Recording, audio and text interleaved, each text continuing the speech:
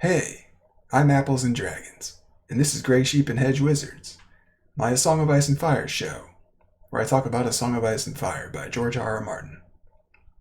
If you have not read those books, go away.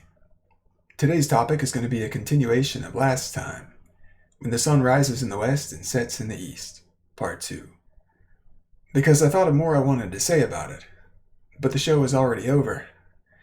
And then I realized, well, it's my show. I can just do another one and say as much as I want. So that's what I'm going to do. Holy crap, let me light the candle.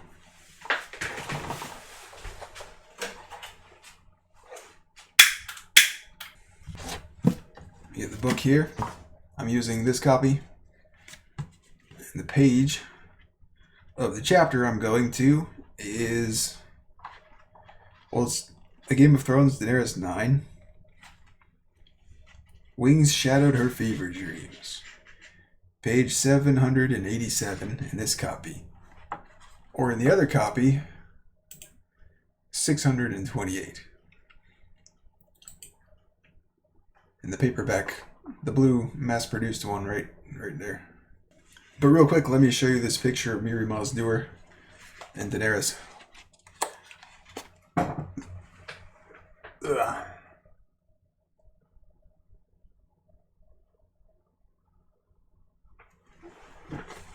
Cool, huh? Alright, let me reread the prophecy so it's fresh in our minds. When will he be as he was? Dany demanded. When the sun rises in the west and sets in the east, said Mirri Maz Duur. When the seas go dry and the mountains blow in the wind like leaves. When your womb quickens again and you bear a living child, then he will return, and not before. All right. So hopefully you saw the previous episode because I gave the answer to this prophecy, at least my answer to it. And whether or not you agree with my answer, or you like it, or you hate it, or whatever. For this episode, I'm going to proceed on the axiom that my answer is right. That the trick of the prophecy is that Mirri Maz Duur was responding to the subject of Rhaego, rather than Khal Drogo. Which means that Rhaego is the real subject of the prophecy, and it'll be Rhaego who returns to Dany. And the reason that's possible is because Rhaego was kidnapped. He wasn't born dead or monstrous or anything. He was perfectly healthy. A perfectly healthy boy who also happens to be, according to the Dosh Khaleen, the Dothraki's prophesied savior figure, the stallion who mounts the world.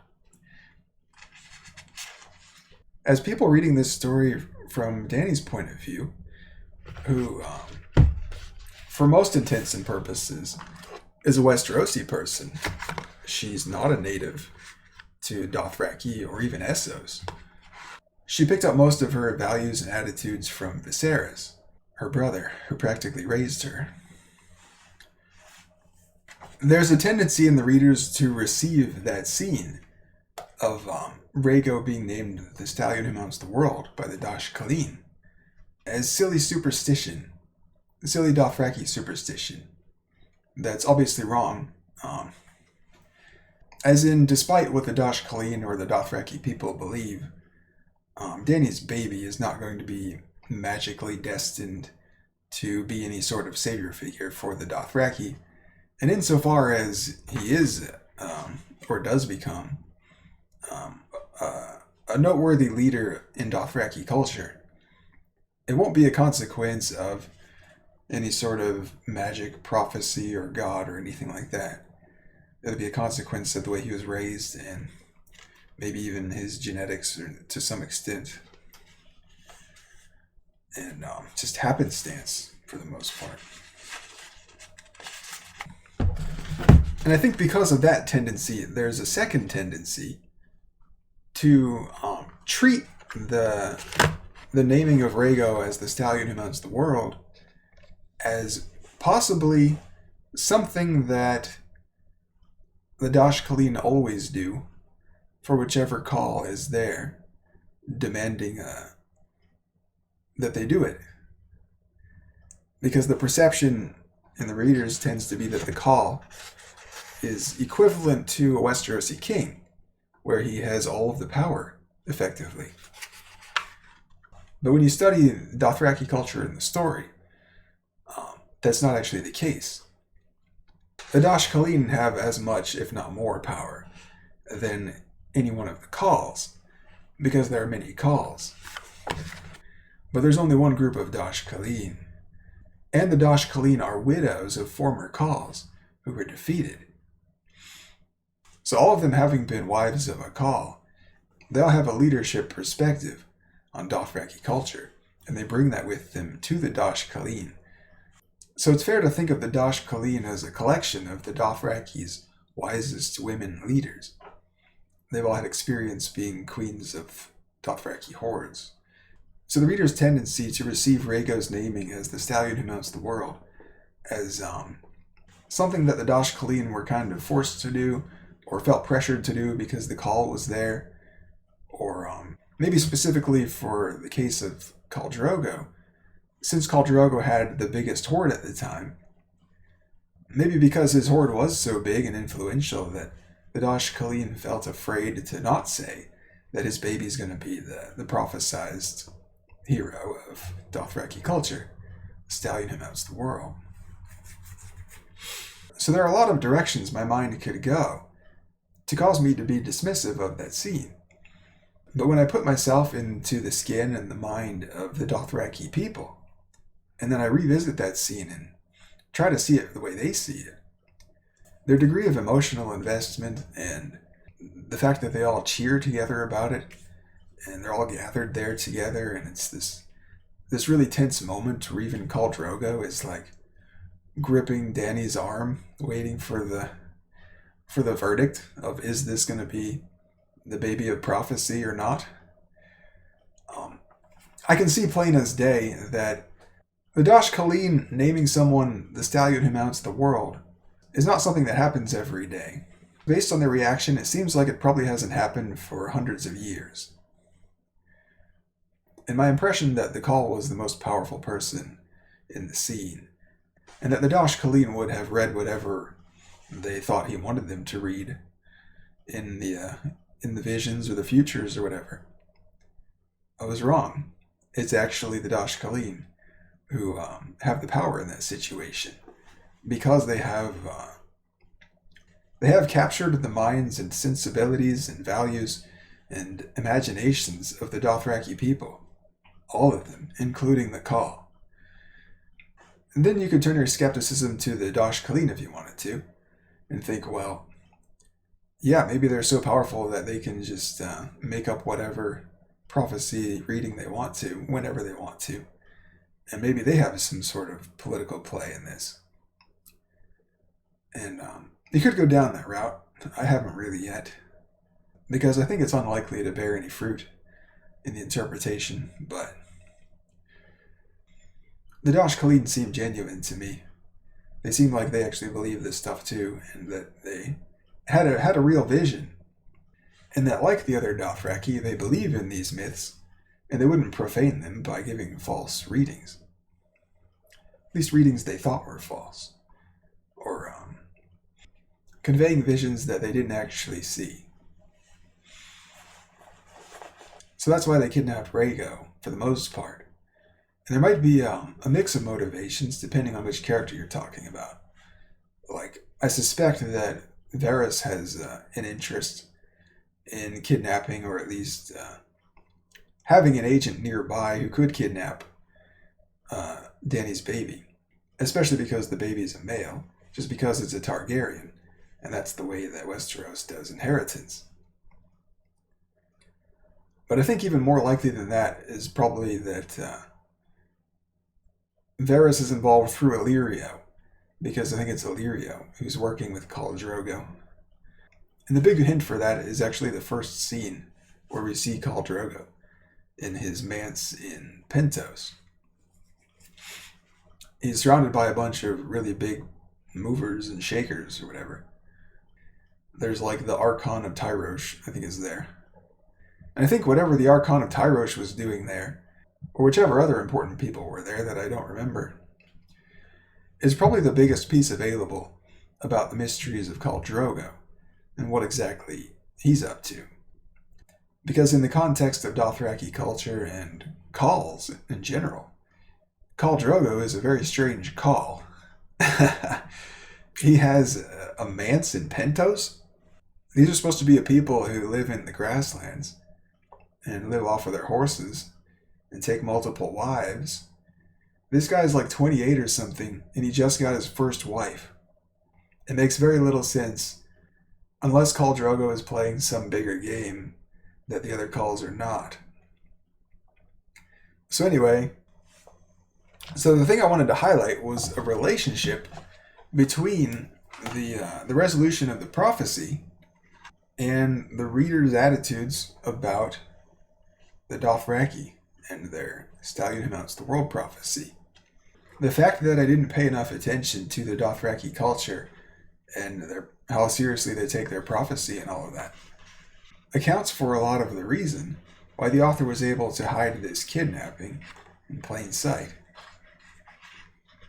I didn't consider how strong the Dothraki's motivations would be to kidnap him. So what I'm doing in the analysis is that I'm trying to track which attitudes in the readers the story is referring to implicitly. Because if the author didn't think, or if the story didn't think, to the extent that you can allow that a story thinks, that the audience is likely to be dismissive of Dothraki culture, then he wouldn't have hid the kidnapping in a situation that demands, in order for us to find it, that we give a lot of weight to the Dothraki's motivations, what they believe, and their prophecy about the stallion who mounts the world. And the structure of the mystery in this prophecy points to more attitudes than that in the readers. And that's the real subject I want to tackle in this episode. Because if we can identify those attitudes that the story is designed to take advantage of, to turn its mysteries into mysteries that are unlikely to be solved easily, then developing my understanding of those attitudes and the story's critique of them is likely to generalize to more of the story, where I can apply this understanding to other mysteries at other parts of the story to help me solve those too. So, let's see. In the last episode, I expanded the prophecy to 4 paragraphs instead of 2. And I pointed out that Miri's paragraph in it is 1 line. It says, Mirri Maz Duur made no reply. And the key to figuring out the trick of the prophecy, that it's a subject switcheroo, where Dany introduces a new subject, her son, and Mirri responds to that instead of Khal Drogo. And Daenerys just kind of missed it. And so Miri's paragraph, Mirri Maz Duur made no reply, just like Miri's other replies, straddles the interpretation between neutral and retaliatory. And I said that readers who are trying to put themselves in the shoes of Mirri and to see the situation from her point of view are going to be much more likely to identify the neutral reading of her lines. Because you can imagine, if you were in an argument with somebody who is trying to defend Daenerys in this situation and say, no, this was Mirri's fault. Mirri obviously set Dany up to have her baby killed as some sort of revenge against Dany and the Dothraki and so on. That person is likely to insist in that argument that there is no neutral reading of Mirri's lines. There's only the retaliatory reading. But if you read Mirri's lines and take them literally, you can see that the retaliatory reading is entirely subtext. It isn't textual. Mirri said, it was wrong of them to burn my temple. The heavy flat-nosed woman said placidly, that angered the great shepherd. Through a literal reading, there's nothing retaliatory about that line. The retaliation is read in the subtext, the meaning between the lines, where subtextually it says, "You and your call deserve this." Something like that. "Deserve this because you burned my temple, and you angered my God, and raped me and killed people I cared about," and so on and so on, that she elaborates on a little bit later. And here's another line from Miri. "The stallion who mounts the world will burn no cities now. His khalasar shall trample no nations into dust." Textually, neutral. Subtextually, retaliatory. The world is a better place now that your son is dead. Now let's go back to the one-line paragraph earlier, where it says, "Miri Mazdur made no reply." Subtextually, there's a wide array of things that silence can mean. Maybe Miri is afraid to say what she really thinks, because Dany has all the power in the situation to execute her. But Miri doesn't hold her tongue in that regard in her following comments. So I don't think that's the right subtext there. But you can see why somebody might read it that way. Another meaning of the subtext of that line could be that Miri is just being stubborn or uncooperative. Where Dany's mournfulness about Drogo's condition might be Dany trying to elicit some sort of apology or response from Miri, and then Miri rebelliously depriving Dany of her response. And I think that's the most likely subtextual reading, that somebody who's looking at the situation from Dany's point of view is going to take away from that line. Let's call that the rebellious silence interpretation. The rebellious silence interpretation of that line is the best subtextual match with what we know about the solution to the mystery. That the trick Miri is pulling is that she's responding to a subject in the conversation that Dany is not likely to think she's responding to. Dany's likely to think that she's responding to Drogo, the subject of Drogo, because that's who Dany asked about. And so what seems noteworthy about the structure of this mystery to me is that the retaliatory interpretation of that line of rebellious silence is the key to unlocking the mystery. Because even the readers who are reading the situation from Dany's point of view are going to tend to read that line as neutral. We kind of breeze past it and don't think anything of it. It says Miri Mazdur made no reply. So what? She's just being a silent bitch. On the face of things, there's no retaliation in silence. Making no reply is just making no reply. Unless you've identified that Daenerys introduced a new subject to the conversation, and that if you wait for Daenerys to speak again, you can take advantage of the ambiguity of the subject by telling a prophecy that's really about Rhaego instead of Drogo, leading Dany to think that the prophecy is about Drogo, and causing her to misinterpret it and be haunted by it for every book in the series where Dany appears. Kill her husband for no reason, thinking that Miri really meant never, when Miri was actually saying that you're going to have Rhaego back someday. The fact that the retaliatory interpretation of that line was hidden from us, even though the retaliatory interpretation is the only interpretation that was accessible to us for Miri's other lines that were literally neutral, contains, I think, the premier metatext of this mystery. The way that it's referring to, and in this case criticizing, attitudes in the reader.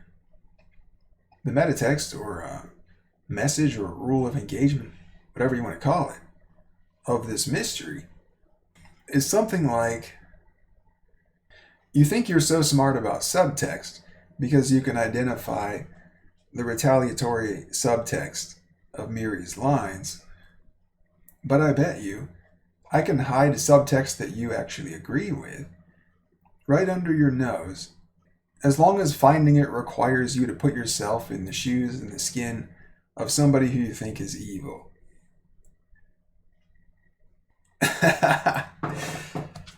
I freaking love this story, man. Holy shit. As I said in the last episode, the story's fundamental challenge to the reader is to put yourself in the shoes of people who you think are evil.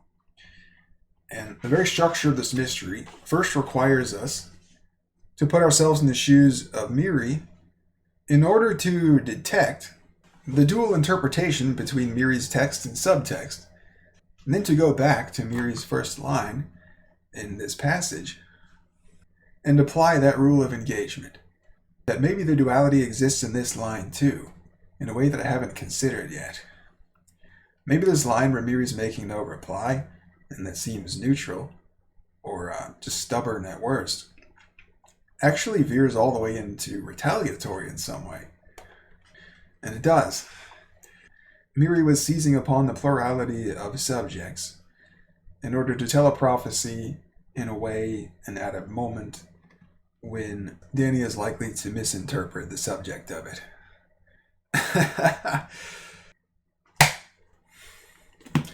The lesson, the philosophical or ethical lesson in the structure of the mystery is staring us in the face through its metatext. You have to put yourself in other people's shoes and walk around in them a bit, and make a genuine effort to see the world from their perspective, especially when you disagree with them and you think they're evil, because that's when it's the most difficult thing to do. And that's the only way into a deeper understanding of people and situations, and as it turns out, this story, A Song of Ice and Fire.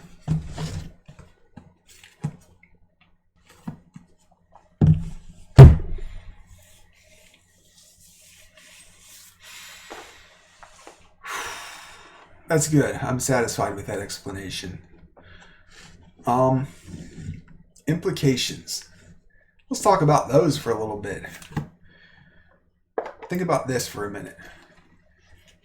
Mirri Maz Duur knew that Dany's baby Rhaego was still alive, yet she didn't use that information to save her own life from being burned alive. What the... I can be sure that Mirri was in on it, but I never would have guessed how in on it she was.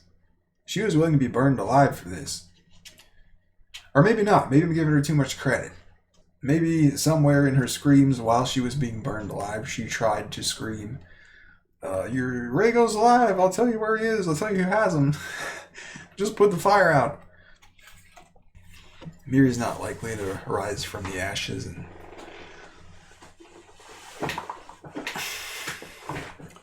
give her testimony. Dany's going to be pissed when she finds out that just everyone around her betrayed her to take this prophecy baby off her. I also wonder if the Dothraki were kind of concerned with the baby's upbringing, because they knew that Drogo was dying. They already knew that before they stole the baby, which means that they knew that the baby was going to be fatherless, which means they knew that the baby was going to be raised by the mother exclusively. And because of that, their savior figure would grow up to be a wimp. He wouldn't have a man in his life to teach him how to be a Dothraki man. So I wonder if that was some of the reason to take Rhaego from Dany. Give him a Dothraki upbringing. Because there's no way these Dothraki people would have thought any other kind of upbringing would have been suitable for their stallion who mounts the world. They've been waiting for this baby for who knows how many decades or centuries. I do kind of wonder now how long ago it's been since they had their last stallion who mounts the world. I remember reading about one in the Century of Blood or whatever. Anyway, Rhaego's going to be like 1 year old or 2 years old at most when Dany gets a hold of him again. So there's no chance, I don't think there's any chance that the scene depicted in House of the Undying of a copper skinned, blonde haired man coming to fruition on stage. But I do think that that image from the House of the Undying, we can assume that it'll manifest after the story has ended, where if we never see or hear that Rhaego died, and without us ever seeing or hearing of that, we should assume that Rhaego lived past the ending of the story, and eventually became the man Dany saw in the vision in the House of the Undying, where he's leading his own khalasar like Khal Drogo. He looks out of place like Dany did, with his straw-colored hair, and heck, maybe he's even on his way, leading his khalasar to Drogon's lair. Like maybe after Dany's gone, Drogon goes back to his lair on the Dothraki Sea, and Rhaego goes and mounts his mom's dragon, not even knowing that that was his mom's dragon. That'd be kind of a really cool epilogue to imagine, even if it never gets written. And it's all born from that one line in the House of the Undying vision. So you got to give credit where credit is due. That line's doing a whole lot of work to enrich the story, or will be after the story ends.